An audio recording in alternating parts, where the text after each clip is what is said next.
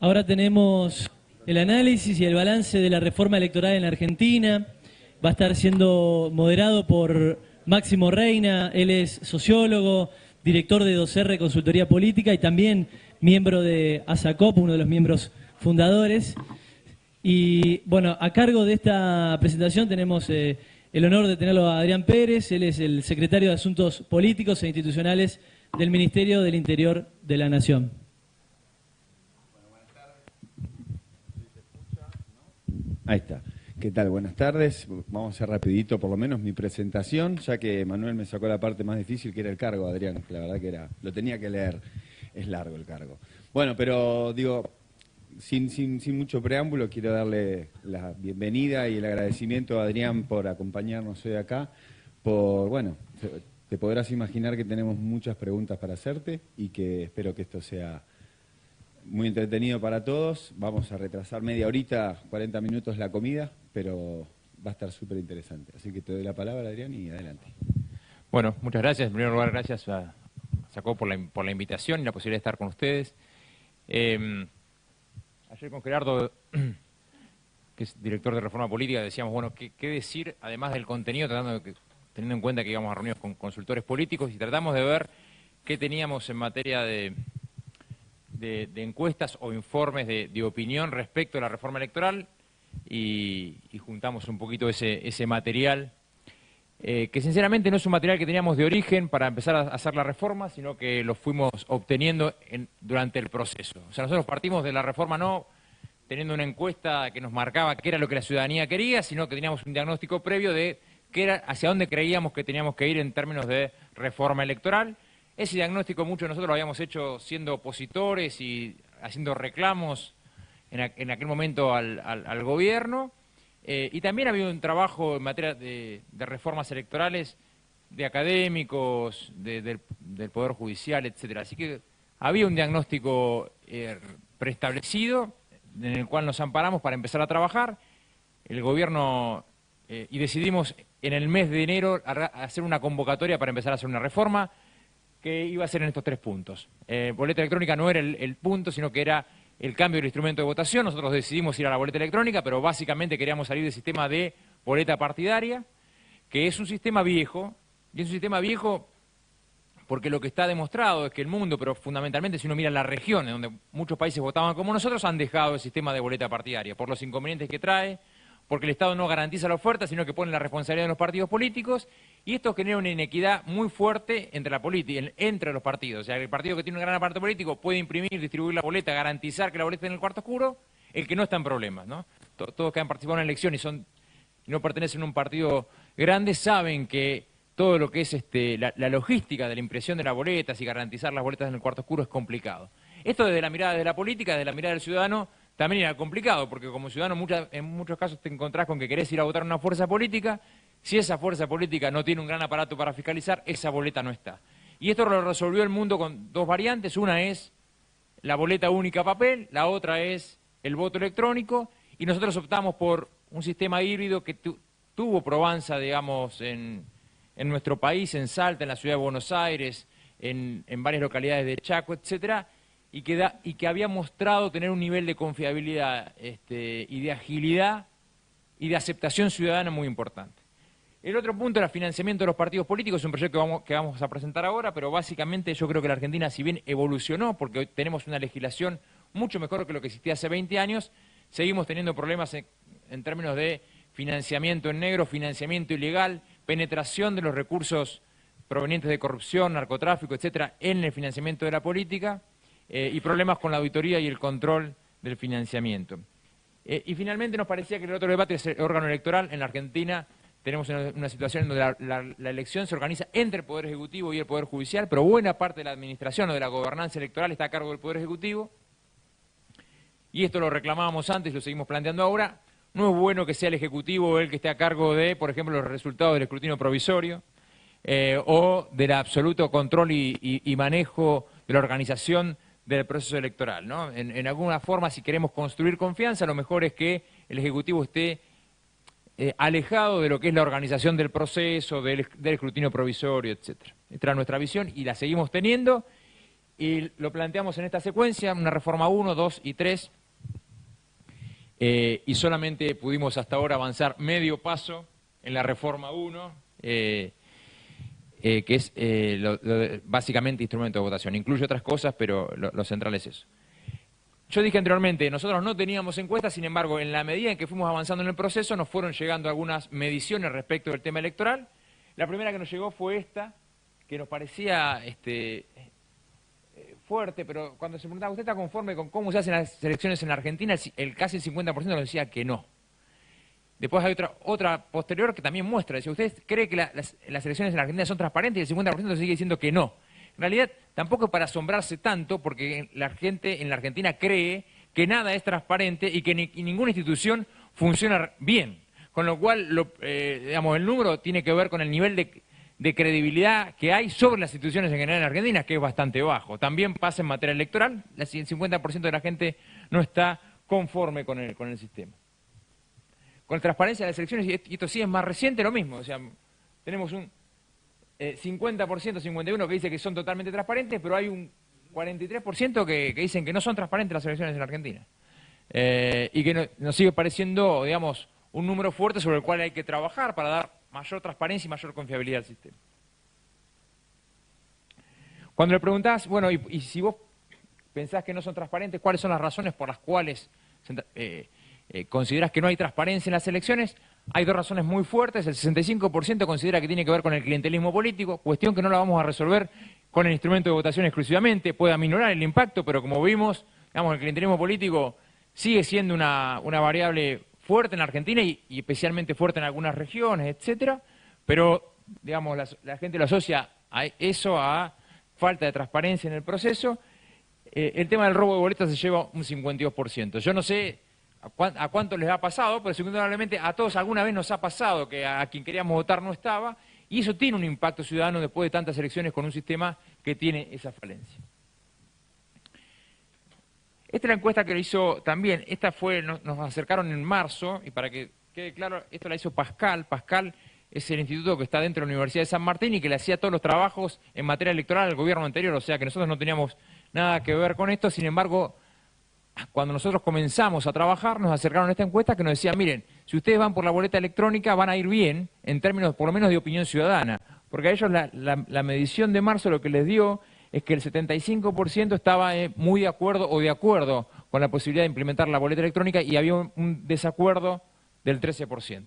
Tenemos una encuesta nuestra ahora que nos da un número distinto, pero había un nivel de adhesión importante. Y ese nivel de adhesión era más fuerte en aquellos lugares en donde efectivamente se había utilizado el sistema. O sea, si yo voy a la ciudad de Buenos Aires o voy a Salta, ahí tengo casi 80% de la gente que dice estoy muy de acuerdo con el sistema de boleta única electrónica. Bueno, ella está en desacuerdo, pero nosotros medimos en esos lugares y ciertamente la gente, es cierto, hay sectores que son opositores al sistema, pero esta es una medición de, no sé quién es, Opinaya, Ciudad de Buenos Aires, 77%. O sea, la gente que usó el sistema le gusta el sistema. Después podemos hablar de cuáles son las falencias y cuáles son las críticas que tiene el sistema. Pero lo cierto es que en términos masivos, en términos de el ciudadano que lo usó, le gustó el sistema, ¿no? Y le dio sensación de agilidad, de transparencia, de votar fácil, etc. Nosotros ahí, obviamente que el sistema es un sistema híbrido que quienes han votado en la ciudad de Buenos Aires lo conocen, o en Salta, que uno elige en la máquina, pero la máquina lo que hace es imprimir la boleta y queda un respaldo físico en papel, y ese respaldo físico en papel va dentro de la urna. Tiene un dispositivo electrónico que permite la contabilidad, y permite la contabilidad, por lo tanto, electrónica de los votos, pero que no impide, al contrario, no invalida el conteo manual. La idea, y nosotros así lo establecimos en el proyecto, era que hubiera un doble conteo, un conteo digital y un conteo manual. Obviamente que a partir de la incorporación de tecnología, si nosotros decíamos anteriormente que el Ejecutivo tenía que estar corrido de la organización del proceso, mucho más con la incorporación de tecnología, entendíamos que directamente la auditoría sobre el sistema, la previa y la posterior, porque hay un sistema de chequeo posterior del sistema, tenía que ser por parte de la justicia. Incorporamos también ahí a las universidades para que hagan esquemas de auditoría sobre el sistema. Y lo que estaba claro y lo que sigue estando claro es que ganamos mucho en agilidad Y por lo menos, y esto lo pongo así, en los lugares en donde se ganó en otra cuestión que es esa exactitud en el resultado. Que no es un problema hasta que tenés una elección pareja, que nos pasó a nosotros, que ahí lo decía Juan, en la última elección paso. O sea, no es un problema el sistema actual en la medida en que vos no ganes por 0,06 o pierdas por 0, si vos tenés una diferencia muy chica, comienza a tener mucha discusión, porque efectivamente en la Argentina siempre, en todas las elecciones, tenés una diferencia entre el escrutinio provisorio y el escrutinio definitivo. Aún los sistemas que usaron, la boleta única papel, y digamos, que es un muy buen sistema, la boleta única papel, lo digo, es un muy buen sistema, porque te resuelve el tema de voto de boletas, no te resolvió el tema de exactitud en el resultado. Por eso Santa Fe, elección a gobernador, tuvieron un cuestionamiento importante respecto del resultado de la elección, y hubo también variación entre el provisorio y el definitivo. Con lo cual, una cuestión que estamos intentando resolver con la incorporación de tecnología es no solamente el tema de la agilidad, sino el tema de la exactitud en el resultado. Y por lo menos dicho, en aquellos lugares donde hubo revisión de resultado, o sea, hubo conteo manual de la boleta con posterioridad al conteo digital, que hubo en la Ciudad de Buenos Aires, hubo en Salta, Salta hizo conteo manual en la última elección de todos los votos, el provisorio y el definitivo, la diferencia fue 0. 0.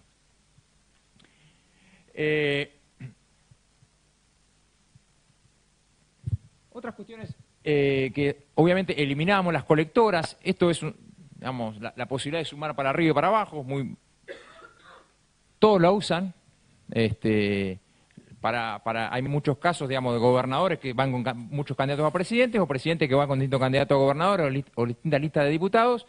Nosotros creíamos que esto en la opinión ciudadana no pesa mucho, pero consultado al ciudadano respecto de si le parece bien eliminar las colectoras, en general todo lo que tiende a la confusión, hay un masivo apoyo a su eliminación. No preguntamos sobre lemas, pero estoy seguro que si le preguntás a la ciudadanía en aquellos lugares donde tienen lemas, si querés eliminar lemas, te dice que sí. Digamos, entrar a un cuarto oscuro con tanta oferta es muy complejo. Y la prohibición de las candidaturas múltiples es otra cuestión que incorpora el proyecto, que es no poder ser candidatos a distintos cargos en una misma elección. Me apuro para poder hacer... Acá se preguntaba, opinaba sobre la eliminación de colectoras, el 70% de la gente estaba de acuerdo. Y otra cuestión es que incorporó la reforma ya, paridad de género, escrutinio provisorio a cargo de la justicia, lo pusimos en el proyecto. Extensión de la restricción a la policía oficial, que hoy es de 15 días, lo extendíamos a un mayor plazo. Y el debate presidencial obligatorio, que fue lo único que efectivamente se aprobó de la reforma, que lo impulsamos en diputados y tuvo sanción en diputados y en Senado. La reforma en diputados pasó bastante bien y en Senado no pasó.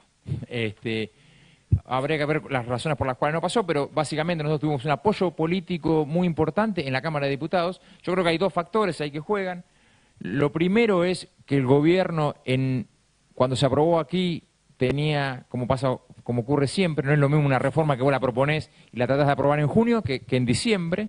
Ya el nivel de, no solamente de desgaste, sino de articulación de la oposición es distinta, con lo cual en Senado ya en diciembre el Frente para la Victoria estaba armado de otra forma.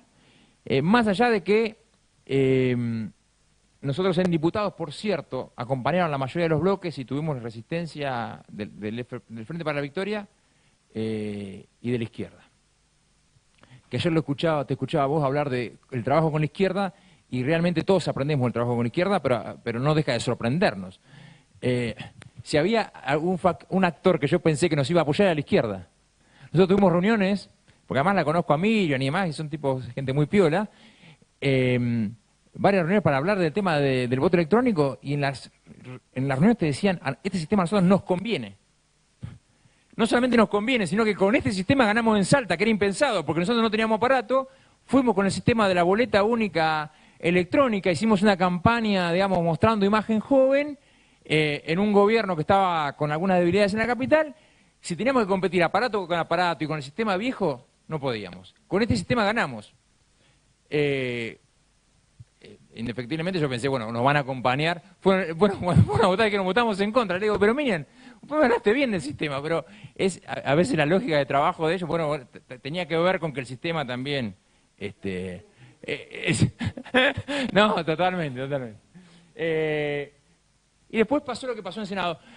Yo creo que acá hay dos debates, y como dos debates muy distintos. Uno es el debate tecnológico, que creo que hay que darlo, que nosotros si nos ponemos hoy para esta segunda instancia, en donde tenemos que volver a discutir la reforma ahora en el Senado, yo creo que hay que discutirlo de otra forma. Tal vez nos faltó algún marco de debate, hicimos reuniones, pero tal vez hay que trabajarlo de otra manera, digamos, ¿no? Y después hay una cuestión que fue la que efectivamente hizo caer la reforma, que no fue lo tecnológico. Nosotros veníamos bastante bien en el Senado porque habíamos logrado que el Frente para la Victoria diera libertad de acción y había algunos senadores que con algunas modificaciones nos iban a acompañar hasta que después hicieron una reunión de gobernadores en el Senado, donde vino Berna, Infran, Gioja, que no era gobernador, pero dijo yo tengo que estar y decir lo que tiene que decir San Juan ahí. Y la verdad es que fue una reunión muy política, no fue una reunión tecnológica, que dijo, muchachos, esta reforma no va a pasar, y no pasó, ¿no? Entonces, ahí hay que entender que hoy tiene como una resistencia muy fuerte de los sectores más conservadores de la política que creen que el sistema actual les permite sacar alguna ventaja. Yo no sé si esto, y creo que no les permite ganar. O sea, no es un sistema que te define una elección, pero es un sistema que indudablemente ayuda a generar determinado tipo de prácticas clientelares, etcétera, y sobre las cuales algunos no piensan resignarlas. Y después hay un debate tecnológico que es muy interesante. Ayer hubo una manifestación, por ejemplo, de gente de tecnológico y demás en contra del voto electrónico, más allá de que esto no es. Yo creo que hay que tratar de sacar, digamos, los fundamentalismos y poder dar un debate en serio. Así como nosotros creemos que la boleta única es una opción también, la en papel, digamos, poder dar un debate un poco más maduro desde el punto de vista de lo tecnológico me parece que sería interesante.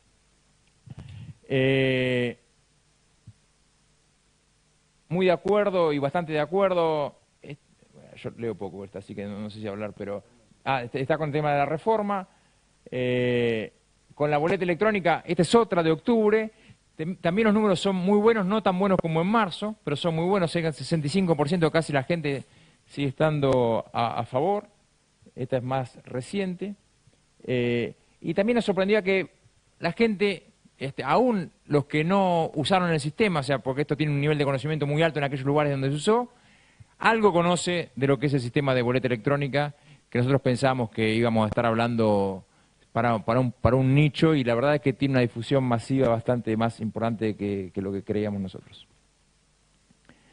El otro tema que habíamos puesto sobre esto, es muy difícil trabajar, pero era calendario electoral. En la Argentina en el año 2015 cada provincia fijó su fecha de elección.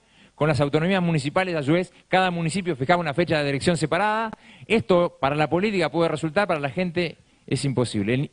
Cuando le preguntas a la gente si está de acuerdo con que haya tantas elecciones, el 80% te dice que no. O sea, ordenar el cronograma electoral nos parecía una necesidad.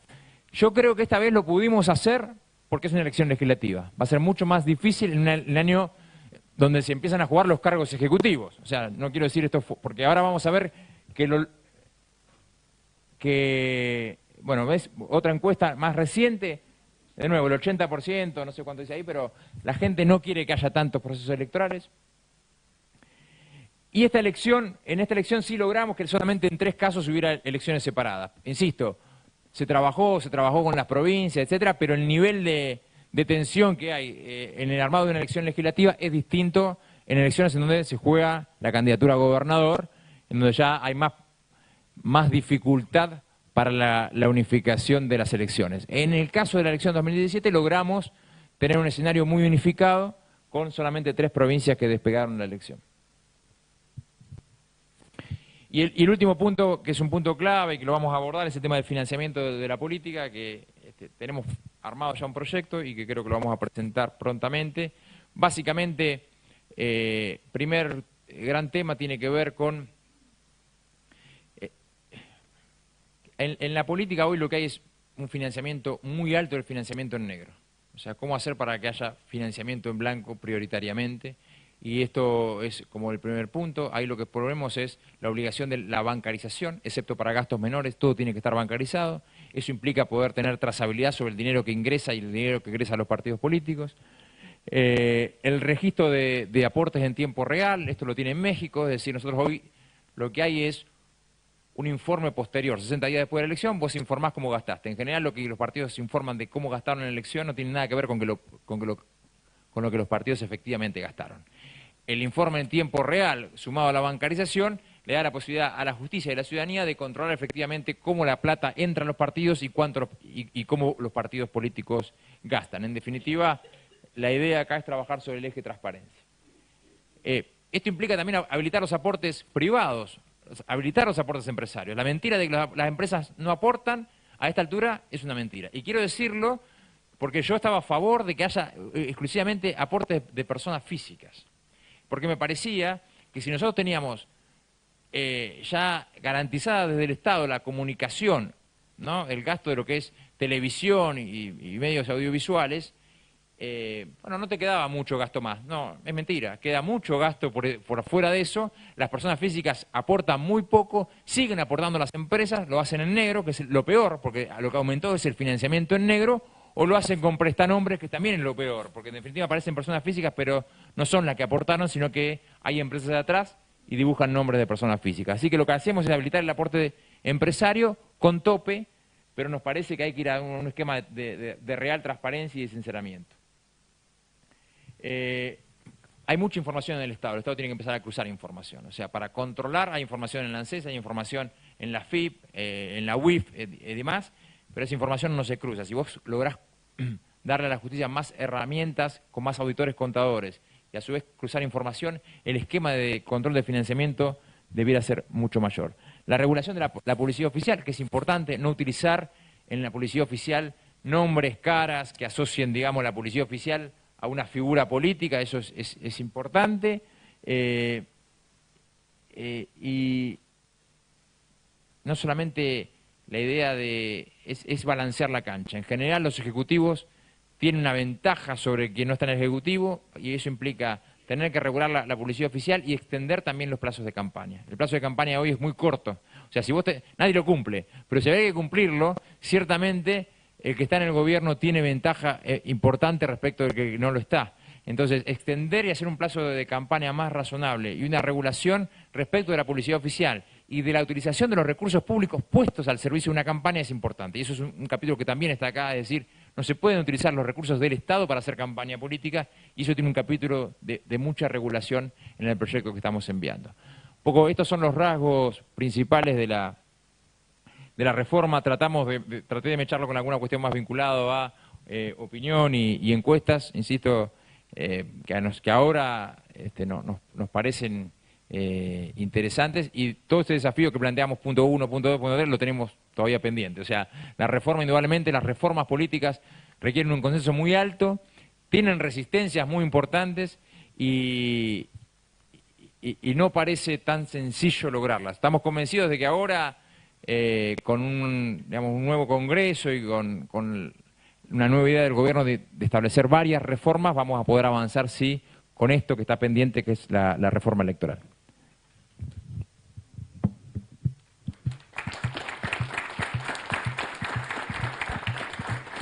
Bueno, gracias Adrián por tu brevedad además y por la claridad. Dos cositas, vamos a hacer obviamente preguntas del público. Tenés un público especializado acá, así que esperemos no te hagan transpirar. Pero yo quiero decir solamente dos cosas. Una que contó Adrián en función de una pregunta que hizo otra persona en el transcurso del Congreso, y esto de alguna forma simplemente para hablar en función de la consultoría y la investigación. Adrián bien dijo de entrada y lo repitió después, nosotros investigamos, pero teniendo un diagnóstico de qué es lo que quería hacer, qué es lo que queríamos hacer y cuáles eran los problemas que tenía el sistema. Es decir, no hubo una investigación de opinión pública para decirles a ellos qué hacer, sino que ellos venían con la política por delante. Es decir, la política venía por delante de la opinión pública y ellos, a lo sumo, lo que hacen en la opinión pública es buscar de qué manera o cómo puede haber una confluencia entre lo que ellos quieren o los que ven que tienen el diagnóstico de la situación y cómo hacerlo cambiar. Digo, para darle primacía también a la idea siempre de que la política está por delante de la consultoría y no solamente la política es seguir encuestas. Al contrario, me parece que lo interesante es el debate de cómo hacemos que el público entienda lo que nosotros queremos hacer y cómo tratamos de vender nuestra idea, dicho de una manera. Y Y bueno, ahora sí, acto seguido, lo que voy a pedir el favor es que tratemos de no editorializar, es un tema político, es un tema que seguramente hay mucha gente de acuerdo, en desacuerdo, pero tratemos de hacer preguntas específicas para que Adrián pueda utilizar el tiempo y no quedarnos en opiniones personales, por favor. Bueno, yo fui diputada cuando se aprobó el proyecto de reforma en el voto de la boleta electrónica en Salta. La hemos probado y es verdad que funcionó muy bien, pero tenemos un grave problema que es a lo que yo quiero en este momento poner sobre la mesa y que se pueda investigar un poco más. En las pasos pasadas se encontró el código fuente, trascendió el código fuente, lo que puede adulterar el resultado electoral. El problema que tenemos es ágil, es fantástico porque los resultados están casi inmediatamente, pero como cada boleta también tiene un chip, se puede identificar al votante. Hay dos problemas concretos con la boleta electrónica única, por eso estamos tratando de llevar la boleta de papel, la boleta única papel, porque nos han surgido estos dos problemas. La electrónica puede, o todo lo que es informatizar y demás, puede ser hackeado. Y cuando trascendió esto, después de las PASO, que no tuvo mucho... La victoria es la victoria de la Argentina.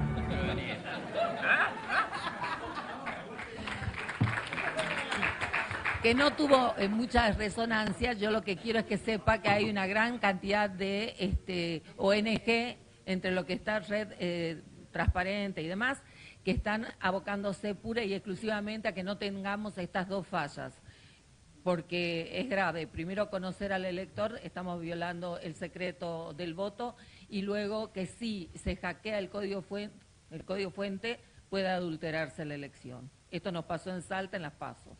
Gracias.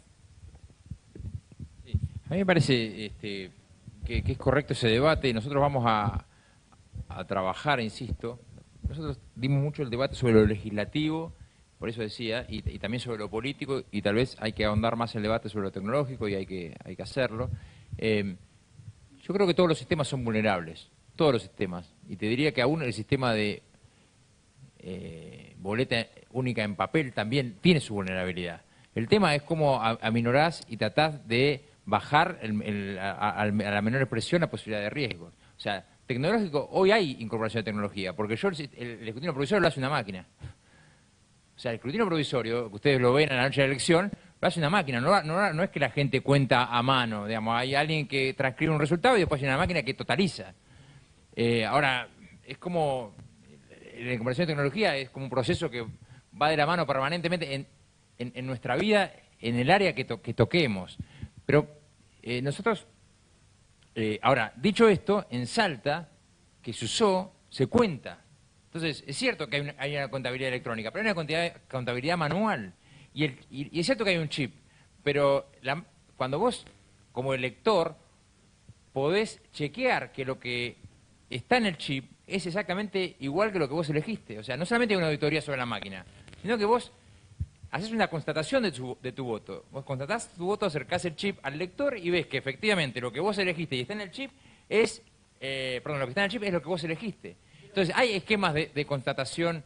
De todas formas, insisto con esto, creo que es se abre una instancia en donde tenemos que poder generar una ronda también con tecnológicos para ver... Este es un sistema híbrido. En Estados Unidos hay varios lugares en donde de voto electrónico, que es de registro directo, en donde sí se genera mayor nivel de desconfianza, porque vos no tenés ninguna constatación sobre tu voto, se está cambiando a un sistema de boleta electrónica y en algunos lugares a boleta única en papel. Ahora, pero no con fundamentalismo, digamos, con algún nivel de racionalidad, que creo que es lo que tenemos que tratar de encontrar acá.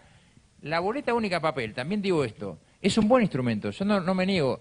Lo importante es entender cómo adoptamos el instrumento a lo que definió la política. Y esto es lo que yo trato siempre de decir.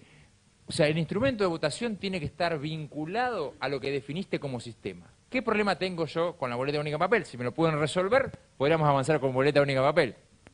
Que en la Argentina tenés simultaneidad de elecciones y paso. Simultaneidad de elecciones implica que en la provincia de Buenos Aires, en una elección presidencial, yo tengo 8 categorías. 8 categorías a los cuales le tengo que sumar que tengo paso, con lo cual puedo tener, como tuve en el 2015, 15 agrupaciones, dentro de las cuales, a su vez, tengo 4 o 5 listas.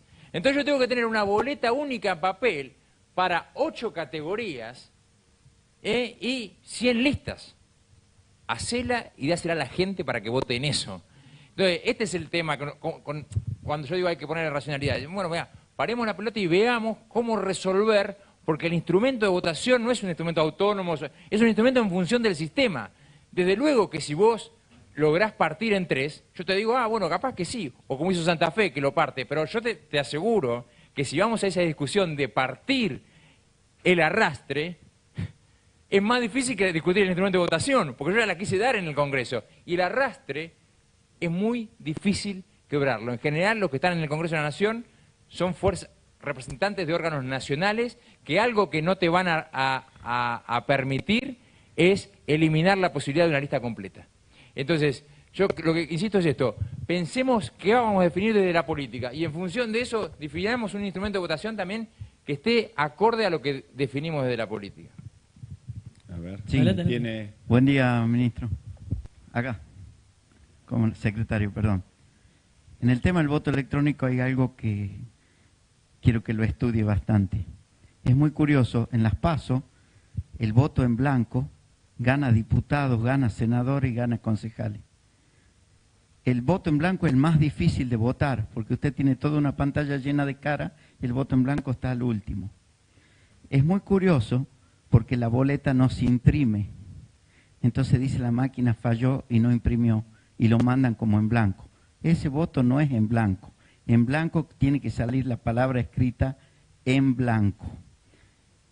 A las pruebas me remito, nosotros tuvimos elecciones nacionales y provinciales. En las provinciales, en las PASO, hubo lugares donde el voto en blanco sacó el 20%, donde había miles de candidatos, como usted dice. Y en las elecciones nacionales un 2 o un 3%. Curiosamente, para mí, la máquina que la maneja un hombre, muchas veces le puede dictar los dispositivos. No tengo duda que hay que cambiar. Yo creo que la boleta única de papel, contada con tranquilidad, lleve los días que lleve después, creo que nos asegura una mejor democracia. Es un simple aporte que le quería hacer. Gracias. A ver, ¿alguien más? Estamos, tenemos bastantes preguntas, así que pido brevedad, básicamente porque creo que tenemos un tema sumamente que genera muchas incertidumbres, deseos de preguntar, pero sí 4 preguntitas más y no más. Acá. Para ordenar un poco, porque la reforma electoral, por lo que vimos, tiene varios puntos y no quedarnos solamente en voto electrónico. ¿Alguna pregunta también sobre financiamiento? ¿Alguna pregunta sobre otra cosa que no sea voto electrónico? No. Atrás, Gustavo. Hola. Ahí. ¿Qué tal? Mi nombre es Gustavo Córdoba, de Córdoba, encuestador y consultor. Primero agradecerte, Adrián, me parece que es muy auspicioso que vos como referente, digamos, de la reforma política dentro del gobierno estés en este Congreso de ASACOP. Me parece que es realmente auspicioso.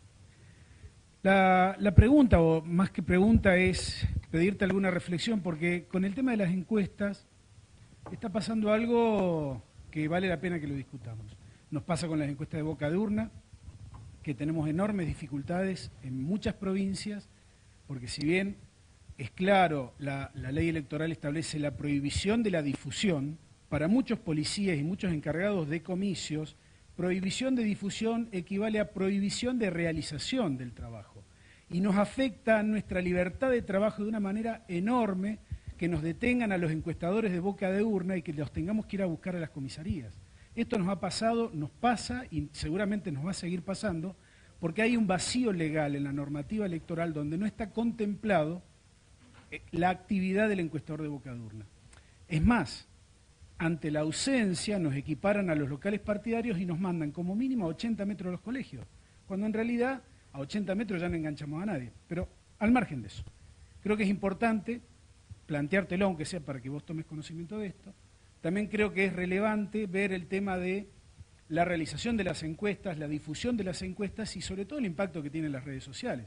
Porque nos piden 8 días de silencio, de no publicación a los medios, a los encuestadores, pero las redes sociales vemos que la actividad, incluso de los candidatos que propugnan esas limitaciones, siguen online permanentemente, incluso hasta el mismo día de la elección. Entonces, creo que debería haber un criterio un poco más moderno, de inclusive el tema de la veda electoral, que muchas veces uno se pregunta en esta altura, ¿cuál es el sentido práctico de las vedas electorales? Atento a la impresionante cantidad de canales de información que tenemos en este momento. Gracias. Sí, una última pregunta, seguramente se van a quedar muchos con ganas de hacerlo, pero lo podrán hacer luego de esta presentación, no tenemos más tiempo. Una más. Ahí sí.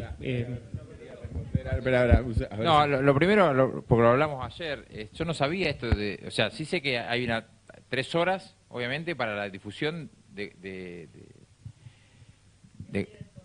día del comicio, eso está claro, pero no hay una restricción a trabajar haciendo encuestas de boca de urna, o sea, eso no, yo me enteré por ustedes, o sea, la verdad es que no lo sabía. En todo caso,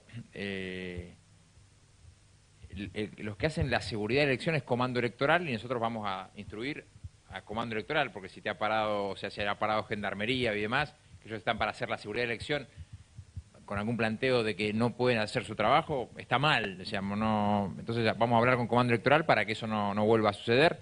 Nosotros no hemos dado esa instrucción, voy a hablarlo con la Cámara Electoral a ver si ellos han dicho algo, pero la verdad es que está claro que la única prohibición que hay es a difundir resultados o difundir encuestas entre las 6 y las 9, que esa es la restricción existente, no a trabajar.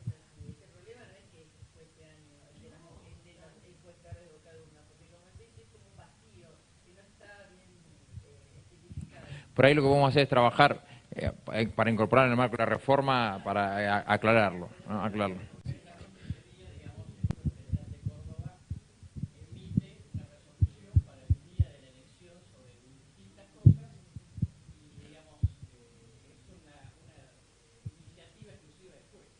Claro. Por eso, pero no está en la ley, eso no está prohibido. No quiero ser el malo de la película, pero vamos a la última película, justamente, sí, disculpen, que va a ser con una pregunta. 5 turnos tuve que esperar, siento que pedí por segundo el micrófono, ¿sí? O sea, creo que habría que respetar también al que pide la palabra o la pregunta. Es simplemente, ¿sí? Me parece que no es mala voluntad, me parece que de acá se ve No, distinto. por una cuestión lógica para todos. De acá se ve distinto, ¿sí? Adelante, sí. Yo vengo de la parte de la tecnología y de la programación.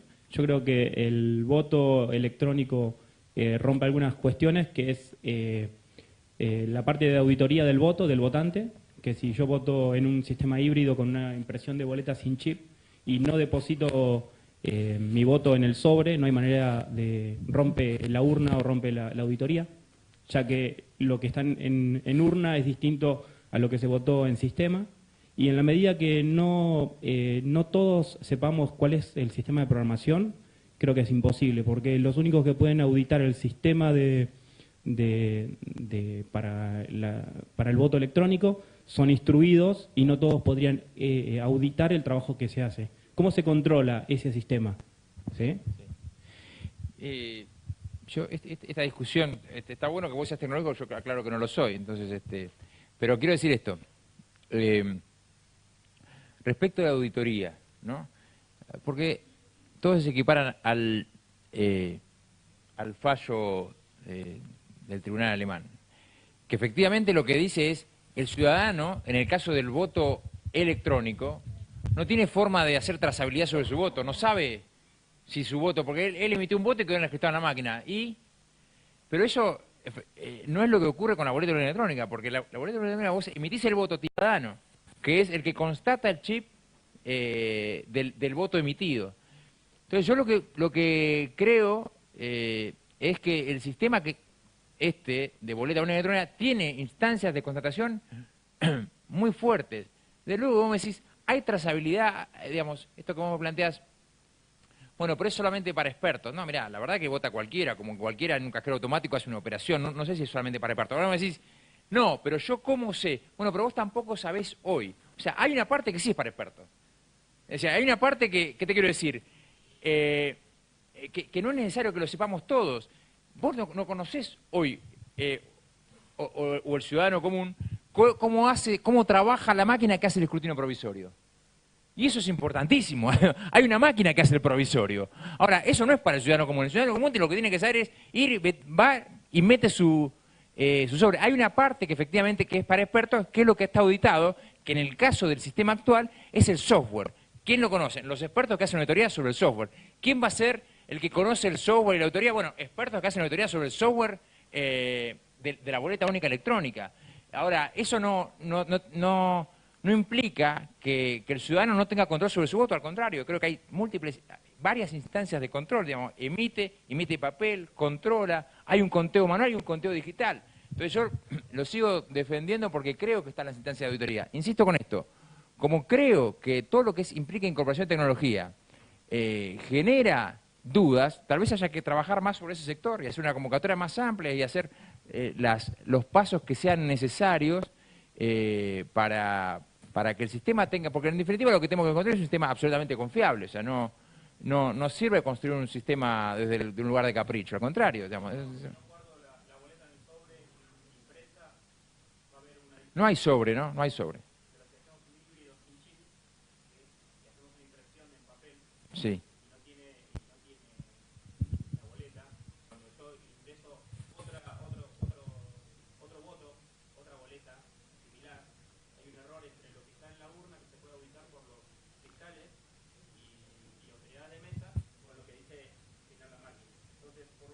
La máquina no contabiliza, ¿no?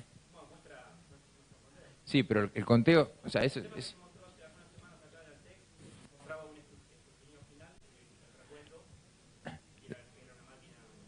La máquina hace un conteo, efectivamente, sobre el chip, ¿no? O sea, la máquina no tiene registro y la máquina no te hace una contabilidad, no es un voto directo, es un voto con registro electrónico. Claro, lo que vos vas a tener es una impresión en papel con un dispositivo digital y vas a tener la posibilidad de chequear vos como individuo el dispositivo digital y luego va a haber un doble conteo, un conteo manual del voto y un conteo digital. Nosotros creemos que tienen todas las seguridades, pero de nuevo, la incorporación de tecnología genera esto, entonces tal vez este debate hay que profundizarlo, nosotros creo que lo vamos a tratar de hacer para la instancia que viene, pero este debate es bastante sensato, que es distinto al debate más, por eso hay muchos que se escudan en el debate tecnológico para decir no queremos cambiar nada. Y en realidad la reforma política, si vos me preguntás por qué no salió, yo te diría que no fue por el debate tecnológico, fue por la posición política de algunos sectores que dijeron esto no va a salir, porque esto a nosotros no nos conviene. Esos sectores son sectores muy fuertes, que son los que en definitiva van a definir si hay reforma o no hay reforma. Pero es correcto, como en cualquier cuestión, nosotros la verdad es que también es cierto, y mucho más en los temas electorales, hay que construir un consenso importante, y que si eso implica más tiempo y más actores y revisiones, hay que emprender ese camino, ¿no? Bueno, yo lo he visto a Adrián durante toda la jornada responder preguntas, frenar ante todo el mundo gentilmente, así que me parece que va a poder atender dudas particulares. Sí es cierto que nos tenemos que ir al corte, te agradezco mucho, Adrián, por haber venido. Gracias por la invitación.